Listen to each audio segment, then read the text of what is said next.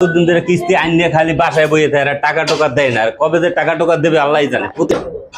এই করে লোকজন কই টাকা পয়সা দেয় না, কিস্তি চেয়ে মু কতগুলো টাকা ভাবি ভাবি ভাই কই কিস্তি চেয়ে দেন টাকা। ভাই তো নাই, ভাই তো একটু বের হইছে, কই গেছে আমার বলে যায় না। আমাকে কতগুলো টাকা কিস্তি যে কয় মাসের কিস্তি টাকা আনছেন, বছরের শেষ হয়ে গেছে, আমার কিস্তি বকেয়া রয়েছে কতই দেখেন। ভাই এটা তো আমি জানি না, এখন আমি তো টাকা উঠাই আনি আপনার ভাইয়ের হাতে দিছি, এখন সে যদি এখন বকেয়া করে তা আমি মহিলা মানুষ কি করতে পারি কোন? বাইরে তো আমি চিনবো না, আমি চিনবো টাকা। ঠিক আছে, আমাদের টাকা আনছেন, টাকা দেবেন, মারেন মরেন বাঁচেন ওটা আমার দেওয়ার বিষয়, আমার টাকা লাগবে। বছরের শেষ হয়ে গেছে, আমরা টাকা দেন বন্ধু, তাড়াতাড়ি টাকা দেন দেন দেন তাড়াতাড়ি কিস্তিটা দেন, বছরের শেষ হয়ে গেছে, তাড়াতাড়ি তাড়াতাড়ি দেন। ভাই এখন কি করবো, দেখতে পাচ্ছেন আপনার ভাই ঘরে নাই, এখন ও যে কই গেল আমি নিজেও জানি না। কিস্তি নিয়ে একটা মহা ঝামেলায় পড়ছি, কিস্তি আলা বাসায় এসে বসে থাকার এই লোকটার খবরও থাকে না। আমি কিচ্ছু বুঝি না, আমার মাথাটা এইভাবে শেষ করবে এই লোকটা।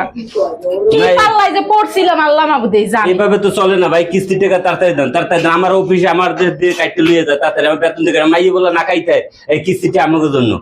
ভাই আমরাও ঠিক মতো সংসার চালাইতে পারতাছি না, গাড়ি একখান কিনে দিছি, ল্যাংড়াইতে কোন জায়গায় যায় এটারও ঠিক নাই। আমি এই বললাম আজকে বইলাম, আজকে কিস্তি টাকা না লইয়ে যাবো না, এই বইলাম।